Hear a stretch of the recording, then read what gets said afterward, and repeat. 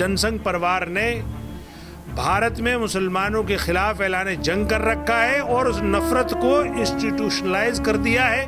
उसका ये एक उदाहरण है। देश के गद्दारों को गोली मारो डैश डैश। एक दूसरा और एक नफरती चिंटू जिसने ये नारा लगाया कि मुल्ले काटे जाएंगे डैश डैश चिल्लाएंगे। मुसलमान एक सुर से एक बात कहता है कि मुल्क में कानून की बालादस्ती होनी चाहिए, और कानून का मतलब वो कानून जिसे बाबा साहब भीमराव अम्बेडकर साहब ने बनाया।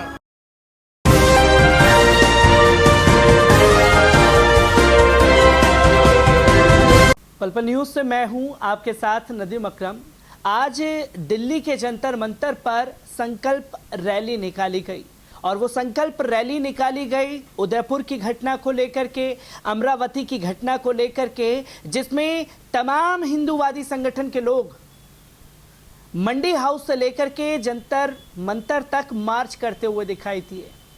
पर इन तस्वीरों पर सवाल इसलिए खड़े हो रहे हैं कि जब नुपुर शर्मा ने विवादित टिप्पणी की, उसको लेकर के दिल्ली AIMIM की टीम ने जंतर मंतर पर इजाजत मांगी प्रोटेस्ट करने की, तो एहतजाज भी नहीं करने दिया गया। ये दोगला चाल चरित्र और चेहरा, इसी पर आज बात करने के लिए मेरे साथ दिल्ली AIMIM के प्रेसिडेंट कलीमुल हफीज साहब मौजूद हैं।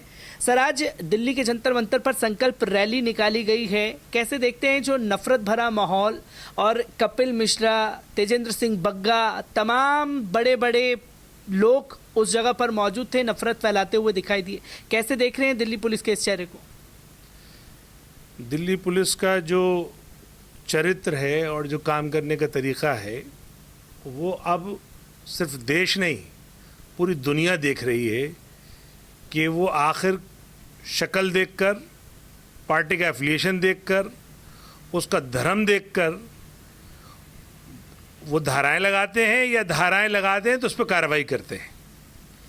आपने बिल्कुल सही कहा। हम जब परमिशन लेने जाते हैं एक लोकतांत्रिक प्रदर्शन की, तो ना वो हमें परमिशन देते हैं। हम सिर्फ मेमोरेंडम देने जाते हैं तो हमें उसी गुनाह में गिरफ्तार भी कर लिया जाता है और जेल भी भेज दिया जाता है।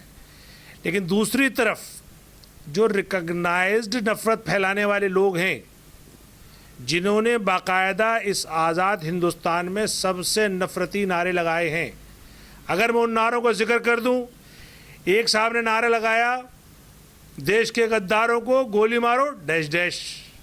एक दूसरा और एक नफरती चिंटू जिसने ये नारा लगाया कि मुल्ले काटे जाएंगे डैश डैश चिल्लाएंगे।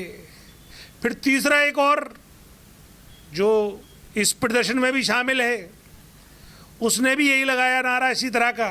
तो ये तमाम नफरती लोग जो पूरे देश के संविधान को हाईजैक करना चाहते हैं, उन्होंने आज वो प्रदर्शन किया। उनके साथ रही दिल्ली पुलिस जिसने उनको इजाज़त दी। और ये जो हमारा इल्ज़ाम है कि जनसंघ परिवार ने भारत में मुसलमानों के खिलाफ ऐलान जंग कर रखा है और उस नफरत को इंस्टीट्यूशनलाइज कर दिया है, उसका ये एक उदाहरण है।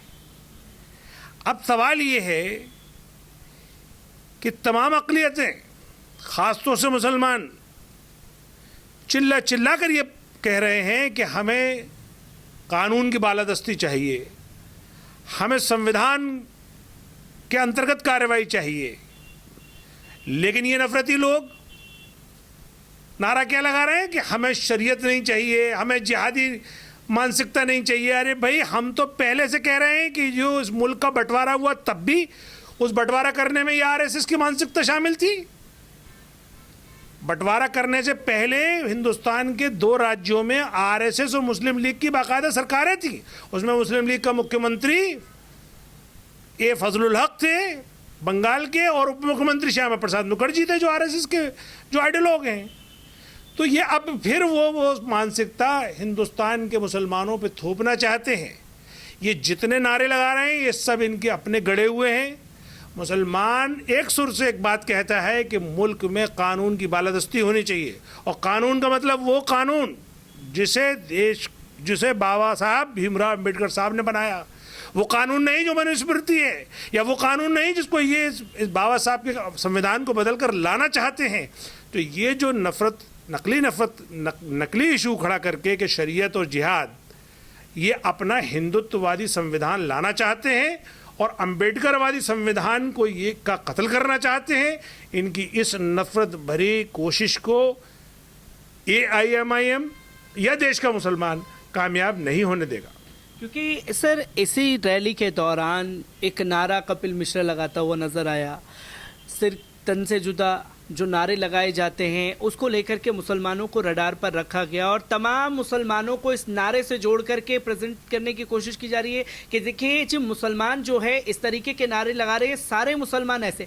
असल में देश के मुसलमान कैसे हैं जो ये लोग समझना नहीं चाहते। देखिए, हुस्न इत्तफाक देखिए या सच्चाई देखिए या ये कहिए कि कुदरत जो इस पूरी कायनात को चलाती है वो इन नफरत फैलाने वालों से कहीं बहुत आगे है। जब उदयपुर की घटना होती है तो वो दोनों हत्यारों का ताल्लुक बीजेपी से निकलता है। फिर उसके बाद अमरावती की हत्या होती है तो अमरावती के भी जो हत्या करने का मास्टरमाइंड है वो भी जो हनुमान चालीसा पढ़ने वाली मोहतरमा हैं उनका कार्यकर्ता निकलता है। उसके बाद एक और आतंकवादी पकड़ा जाता है जम्मू कश्मीर में, वो भारतीय जनता पार्टी की IT सेल का इंचार्ज होता है वहाँ का। इसके अलावा जब जुबैर पे 2018 के ट्वीट पे दिल्ली पुलिस का बायस एटीट्यूड सामने आता है तो उसके बाद और ट्वीट निकल कर आते हैं।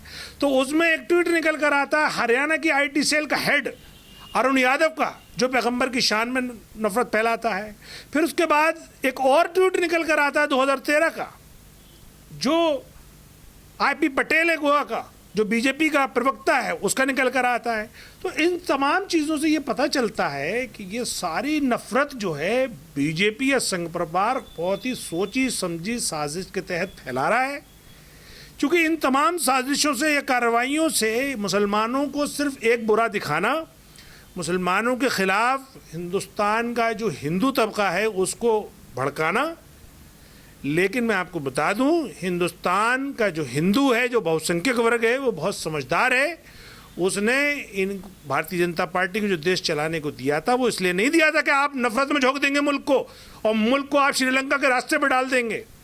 उसने इसलिए दिया था कि जब इन्होंने उसको कहा था कि हम मोदी का विकास मॉडल लेकर आएंगे, वो गुजरात मॉडल लेकर आएंगे, जिस मॉडल की हवा निकल गई, हिंदुस्तान के तमाम जो आर्थिक नीति के फंडामेंटल है उनकी धज्जियाँ उड़ गई। जो हमारा अनऑर्गेनाइज्ड सेक्टर था उसको नोटबंदी ने, तालाबंदी ने, GST ने की कमर तोड़ दी और एग्रीकल्चर की पूरी जो इन्होंने 3 कानून लेकर आए उससे 1 साल तक जो पूरा किसान डिस्टर्ब रहा उससे उसकी कमर टूट गई। विदेश नीति में आप देख ही रहे हैं कि पूरी दुनिया में हम अलग थलग पड़ गए।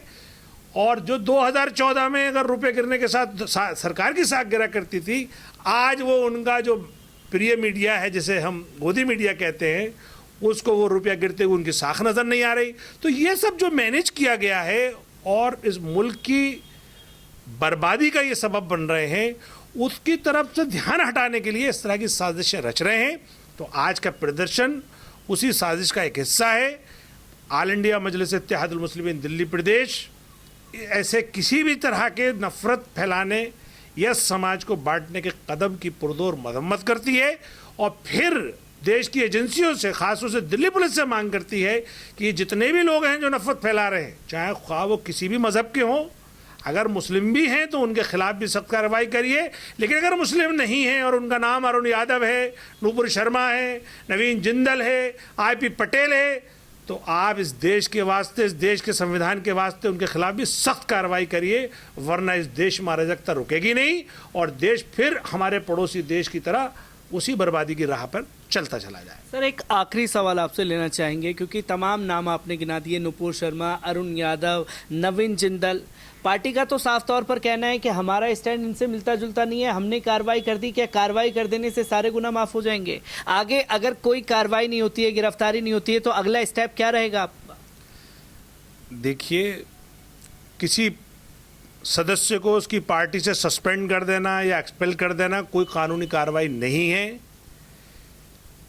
भारतीय जनता पार्टी के हाथ में देश है और देश चलेगा संविधान से। तो जो संविधान की धाराओं में जो कार्रवाई बनती है और उन्हीं सेम धाराओं में जब जुबैर पुलिस रिमांड पर और जेल में जा सकते हैं तो नूपुर, नवीन और अरुण क्यों नहीं?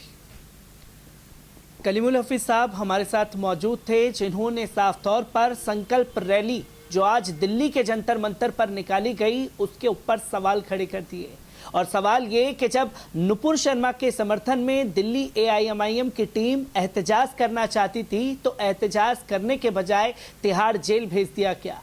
और आज उसी जंतर मंतर पर संकल्प रैली की नफरत भरी तस्वीरें हम लोगों के सामने आई। कैमरामैन शब्बीर के साथ मैं नदीम अकरम।